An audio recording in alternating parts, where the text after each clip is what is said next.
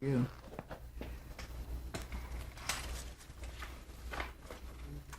You are rolling. Okay. I asked you on the phone, what word comes to mind, or what words come to mind that describe Geena to you? Journalists love to throw buzzwords. I guess so. I remember what I said to you, and it was the first time I'd ever said it and thought it. And I remember I said goddess. And now today it's an adorable goddess. You know, goddesses are usually supposed to be austere, but she's not that. There's a twinkle in her that would make her adorable and attainable, reachable, you know, rather than austere and above the rest of us. Yeah, but she's amazing. Yeah. Did she tell you about all the training she went through for Long Kiss Goodnight? Well, you know, again, I haven't talked to her, but Oh. I've read all about it. So that brings up a good point, too. I mean, there's a lot of strength involved in that, but she's also very demure and feminine. There's Very. a very recognizable dichotomy. How does she balance that? Very well, truly. She had been working out for a long time. Let's Oh, hold wait a on. second. What is that? Okay. Okay. Good. I can't believe it. I hate this thing. I was hoping it was not mine. Well, that's okay. Well, I'm always worried about emergencies, and you know, I get kind of nervous. And Yeah. what is that? Oh, goody. It's not an emergency, except that where am I going to put it? Because now it's going to keep reminding me to. Oh, you know what? I can put it on something or other. Vibrate reset. I'm not good at this, guys. Forgive me, but I'm That's just okay. not. You idiot. So, anyway, where were we? Okay. Oh, about her training. Yeah. I guess she's always worked out diligently. However, when she went into this training for Long Good Night, it was more than just working out. She had to learn some Japanese martial arts, another kind of martial arts, weapons handling, ice skating. There was something else. So she'd run from one session to another, from martial arts to skating, ice skating, to weight training, to whatever that thing is, and then she'd come to me. But it was all day, and it was also raining a lot in those days, during that period. And then she continued that up in Canada when they shot it up there. So that's an extremely strenuous schedule, to say nothing of being, you know, your body. But she was already in good shape, you see, so she was really able to handle it. She had that kind of discipline anyway, fortunately, and so she was able to do it all. But it wasn't easy on her, you know, it was really exhausting. So after all that, I guess it wasn't a big surprise when she suddenly was competing to be an Olympic archer. Yeah, I think she took that up after that film. Yeah, she did. So, I mean, does that amaze you, or I mean, Well, only surprises me because it's archery. I mean, I would find no gratification in that. But the fact that she was athletic and precise, you know, I mean, that's a very precise sport, doesn't surprise me. Because there was something very precise about her, you know, intellectually she's very precise, very thorough, very conscientious. So that kind of self-discipline, when you apply it to sports, it's got to work for you, you know, in spades, which it did. yeah, sure did. Everything. And there's another thing. See how much she gave of herself to that sport. Well, it's that very ability to do that she brings into her acting. It's inherent in the human being. And then what they choose, they go for 100%. Well, I mean, she's so determined and talented. I mean, did she ever talk to you about? I'm just wondering where it came from. Did she ever talk to you about her childhood or early influences or? Never, No. never, never. She did tell me a funny story about when she was first starting out in New York.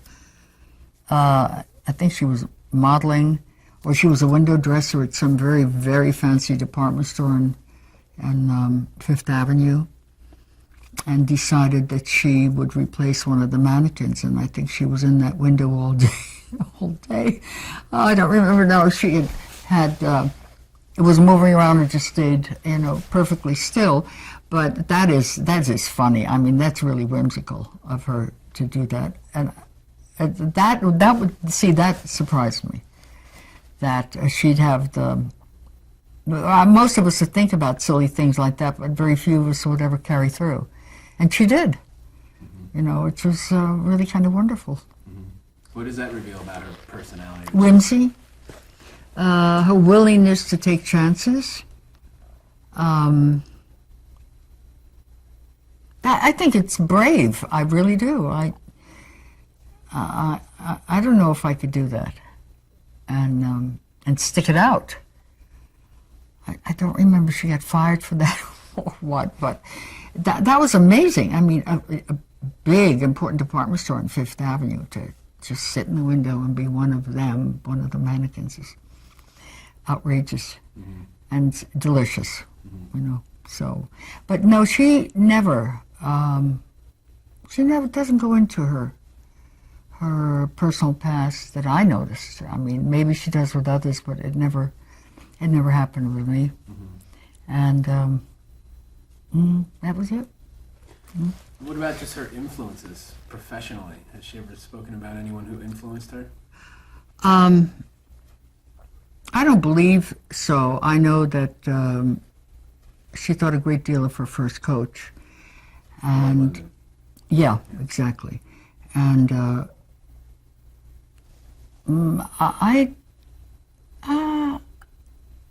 I think Susan Sarandon, she found wonderfully supportive on many levels, which I'm sure she would talk to you about. Terrific, and how much it meant to her to have that kind of support. I don't know. Well, I think Susan Sarandon, although I don't know her, I have a feeling is a more self-assertive person than Geena is. And no, I can't swear by that, but it appeared that Susan was assertive in a way that got saved Geena's, comfort, because she was asked to do something she was uncomfortable with, and so Susan spoke up and said, no, she shouldn't do that. So, which is terrific. I've experienced that in films where the star said to me, why'd you let them get away with that? No, that's not the way it should be. Well, and then she pushed me to assert myself. And that means a lot, to have that kind of backing, particularly from the person who's the power person on the set, So she was very, very, very appreciative of that. But beyond that, I don't know that she ever talked about those kinds of experiences. She's not, I'll tell you something, I never, ever, ever heard her comment negatively about anyone, ever. And that is also a part of her dignity, her graciousness. She's a very gracious person. And she would never, I've never heard her be catty about anybody, ever. Not that they're good actors, bad actors, nice people, not nice people, never. Let's talk a little bit about Thelma and Louise. How do you think her and Susan complemented each other, and why was it such a success, that partnership? Well, aside from the script, was a great foundation, and the creation of that relationship between the two. But the fact of the matter is that Susan Sarandon does come across as a strong, motherly type. A woman who will do everything she can to make the right thing happen. And she follows through in that in her private life. I don't know her, but, from what I've gathered. Whereas Geena has a vulnerability about her, just up front, that, and she's got a, well, she certainly had it in Thelma and Louise, of being impetuous, Well, that's a great combination, because if somebody needs help, there's another kind of person who likes to give help. So that made a wonderful symbiotic relationship. It's just their own essence that was coming through, that was really feeding them. They were feeding each other. Also, they're both very talented, knowledgeable actors who care a lot about their craft. So you get that wonderful combination on top of the chemistry, and it's got to create something extraordinary, and it did. And evidently it was carried through on the set in life because of this one incident. And there may have been others. But Susan, no, she didn't have to do that. That was that. So that was, it was all part and parcel of the same thing. It was cast brilliantly. I forgot who directed it. Ridley Scott. Who? Ridley Scott? I'll be darned. Yeah. I'll be darned. Yeah. Well, okay. That movie sort of changed Geena's image for good. She suddenly was idolized by feminists. It was a very empowering role. It thrust her into a position, sort of importance among female actors in Hollywood. How has her work changed the way women are perceived on screen? Has it? Or what has she done to try to, push some progress as far as the way females are?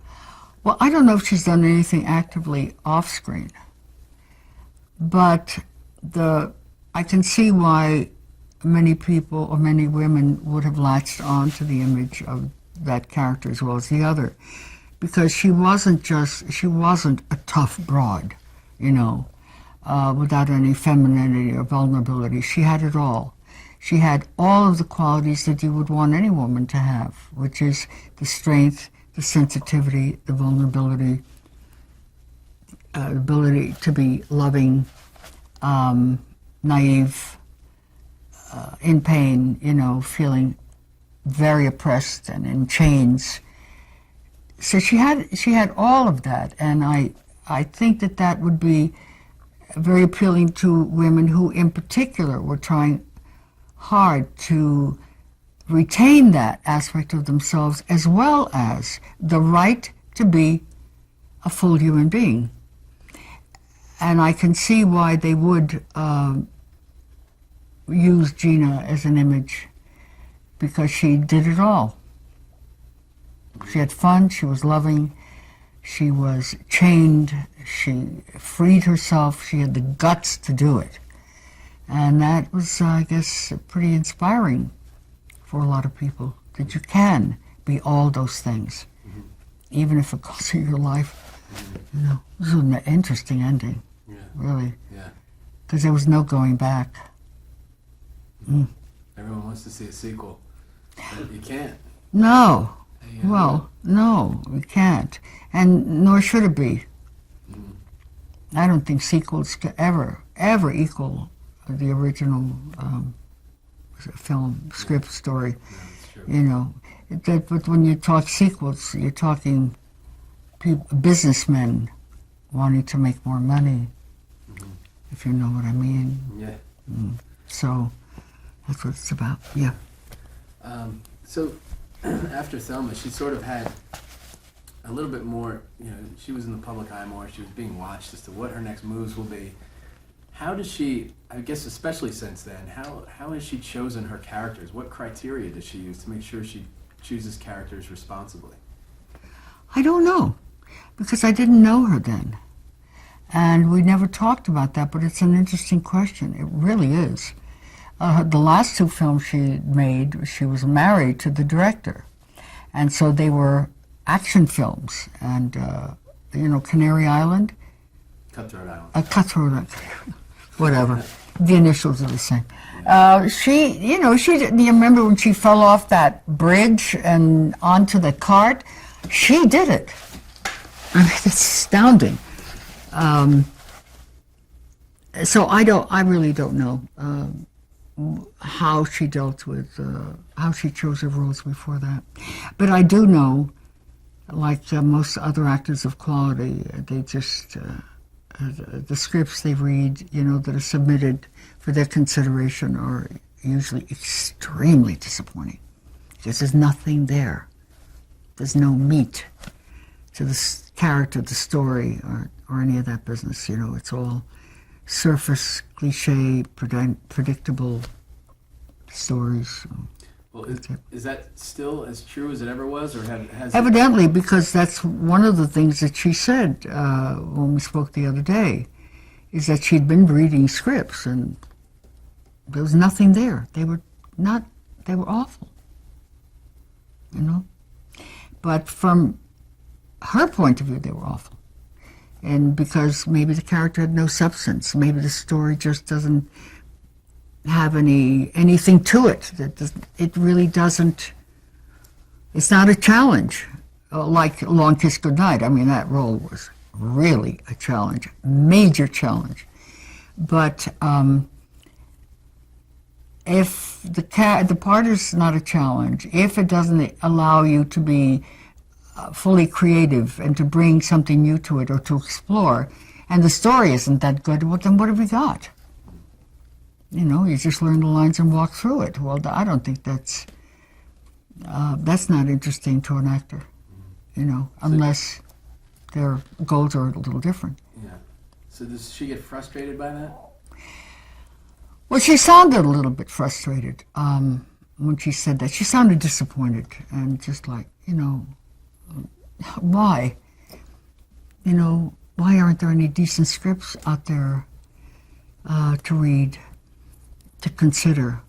Why is all this stuff so surface? She didn't use that word, but I'm reading into the tone. Mm-hmm. There's nothing challenging about it. Well, is it getting harder for her to find good roles? I mean, she looks 25, but she's 45. Does that play? You're not supposed to say that out loud. That's not nice. Well, I'm just asking. I mean, Hollywood is a machine that seems to embrace youth. So is it getting harder for her to find good redeeming roles? Well, I don't know. The issue really is, are they writing them? Are they writing decent roles for women? Usually, no. Mm-hmm. Yeah. They're just not. And particularly if they're over, 35, 30. And the ones underneath who are not, who are younger than 30, they're not great roles either. So the issue is whoever writes those roles. That's what the thing is. It's who writes them. And God, that's it. They're not there. The roles are not there to be considered, period. Or to get them, They're just not. And this has been a primary complaint for women, primary complaint. And look at it. Is it business? Is that why? They just don't sell? Of course they sell. Thelma and Louise sold, didn't it? Yeah, see, that's true. In the bedroom sold, is selling. There were wonderful performances, but what it essentially is a very interesting script dealing with important issues, life issues. And then the other stuff, the surface stuff, isn't even a good fairy tale, for heaven's sakes. That's why Pretty Woman was so nice, because it was a fairy tale, but it was done so well. Fun characters, love the right actors for it, the right chemistry. But that was a fairy tale, It was just very charming. Well, the personalities were charming, So that stories are just not there. And, you know, who's interested in, I don't know, how many cars can you see blow up in midair, for example? You know, there's a lot of that. There was I saw the Coming Attractions, there's some war film with Bruce Willis, whom I think is a very fine actor. He's a wonderful actor. And he's an actor who takes chances also. Played character parts, small parts, in major films. But he's playing, I don't know, a prisoner along with a major or something like that, an officer in the army who they were taken prisoner by the Nazis. And I don't know what the story's about, but you know, the Coming Attractions had a lot of bombs and explosions and noise and, oh, give me a break. You know, it's the same stuff all over again, except different names and different setting, but it's the same story. What's interesting about that? Yeah. Nothing. Yeah. But anyway, it's my pet peeve. But for most of us in this town, anyway. Yeah. So let's say that she just never found another good role. Like it just was. She never did. Let's just say she never did. Would she walk away from acting? What would she do? You think? I think she'd. I don't think she would walk away from acting unless having a child then, you know, takes over 100%. But I think she would look for her own material and develop it on her own, have it developed, yeah. Which is, she's doing that now, isn't she? Probably, but I don't know. I don't, we've never discussed what projects she's considering or what she'd like to develop, stuff like that. Okay. Since you're a drama professor, I have an academic question for you. She got a degree in drama from Boston University. So what do you think that formal training did for her? I asked her if she'd ever studied in New York, and I believe she said no. She did do some modeling, you know, everybody does what they have to do to pay the rent. But evidently the training that she got served her well, because when she auditioned for Tootsie, if she didn't have something extra besides a beautiful body, why should she have gotten it over somebody else? You see what I mean? I mean, beautiful bodies abound. And then again with Accidental Tourist. Now, if between the two films she attended a workshop or a class, I don't recall. I get the feeling that she didn't. And I just think she's found her way that works for her very, very well. And in working with a coach, which then, you know, when actors get together and they're discussing a role and they're throwing ideas back and forth, that is all she needs. Her imagination and her trust in her instrument and being so accessible to herself that it's about all she needs. Most actors, well, I shouldn't say most, I don't know how I'm going to prove it, except from what I see in films and performances. I rarely see a film that has more than one, a character that has, or an actor that has more than one or two colors, period. You know? Yeah. She shared another thing with me as well, which was really telling. She said the best close-up she felt she ever had, and I forget what film it was on, when it was her close-up and the actor was standing by the camera, giving her lines and so on. He threw in, he ad-libbed several things, which took her totally by surprise.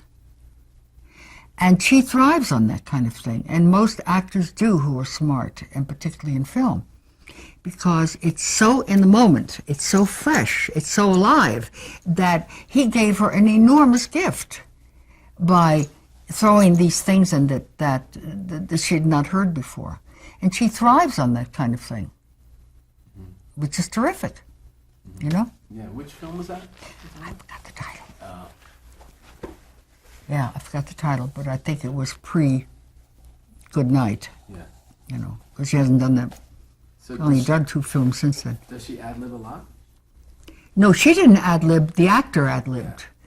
And as a consequence, she had very new, fresh, spontaneous responses to what these ad-libs that he was throwing in between the dialogue.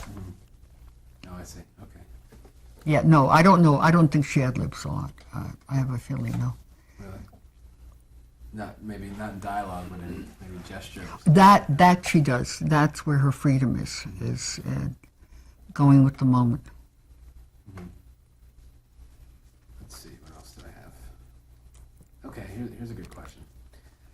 I kind of tried to look at all her films together and see if there's a running theme, and I found one in most, and including The Long Kiss Goodnight, which is what I have termed it the housewife gone haywire. Well, there. She often seems like she starts out in these very traditional roles as either a housewife or something similar, who undergoes this incredible transition or meets this extraordinary circumstance. Like, for instance, she died in Beetlejuice and she became a ghost. She became suddenly a baseball player in a league of their own. Oh, yeah, that's right. Oh, that was great. Yeah, Thelma and Louise even, she goes off on her own. And The Long Kiss Goodnight, she becomes a CIA assassin. Yeah.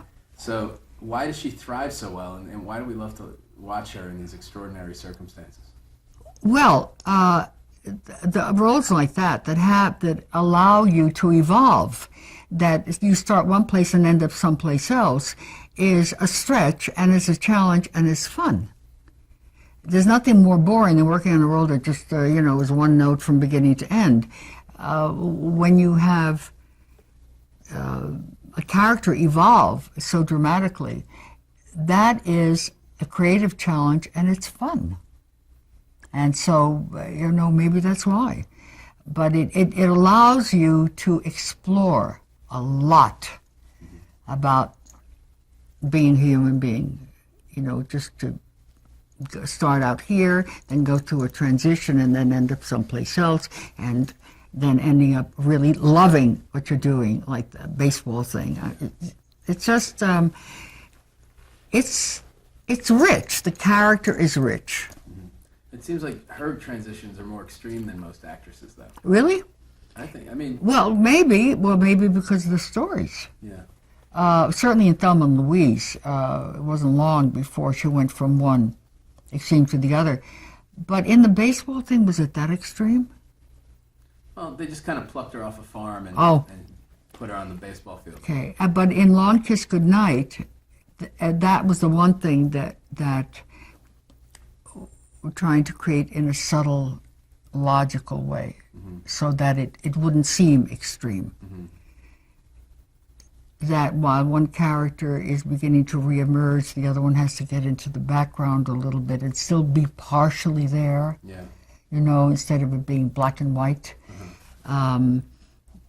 Or the dominant one suddenly discovering things about herself that she didn't realize that she had. So that was not extreme, I don't think. But the challenge for the actor is in developing these kinds of characters, giving them a logic from beginning to end, What makes them want to change? What creates the need for change? And then how does the change, how easy is it to change? And then how do you feel about this new way of dealing with life? And that's fun. I mean, it really is digging into all aspects of being a human being and then being able to make it your own. I mean, that's the joy of creating a character, a role, developing one. Yeah, it is. You get a chance to. Okay.